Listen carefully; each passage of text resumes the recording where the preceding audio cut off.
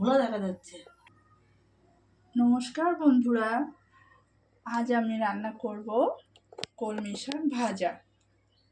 আমি আগে থেকেই কলমি শাকগুলো কেটে ভালোভাবে ধুয়ে নিয়েছি।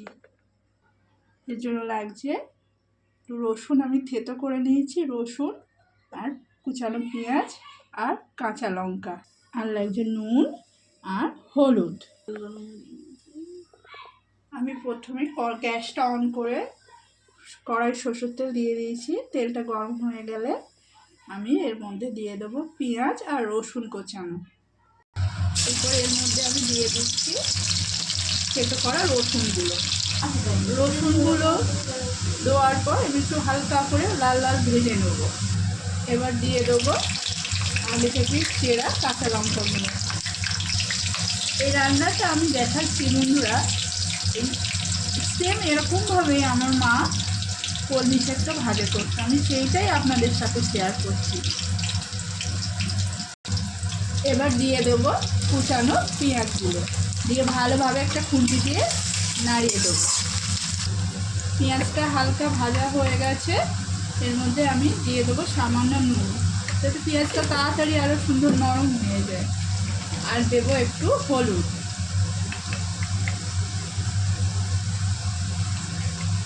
খেতেও বেশি ভালো লাগে এরকমভাবে রান্নাটা করলে। এই রান্নাটা পুরো আমার মা বানাতো।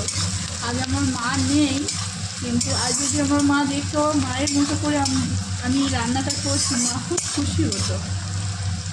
পেঁয়াজটা নুন হলুদ দিয়ে বেশ সুন্দর রং বেরিয়েছে এবং ভাজাটাও ভালো লাগছে দেখতে। এবার আমি দিয়ে দেবো কেটে রাখা কলমি শাক কুচানোগুলো।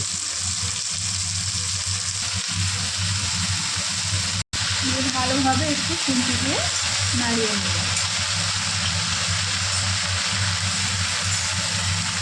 এবার আবার বাকি শাকটুকু দিয়ে দেবো। এবার খুন্তিতে ভালোভাবে শাকগুলোকে নেড়ে দিলাম। দেখুন বন্ধুরা কতটা শাক দিলাম, দেখুন অল্প হয়ে গেল, অনেক জল বেরোয় শাকটা দিয়ে।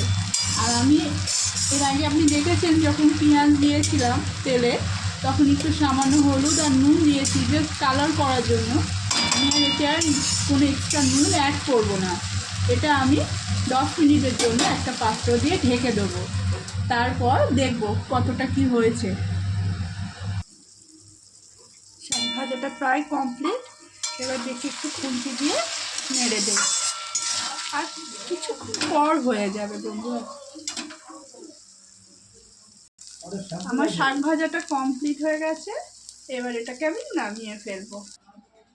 আমি নামিয়ে ফেলেছি, দেখুন কত সুন্দর লাগছে।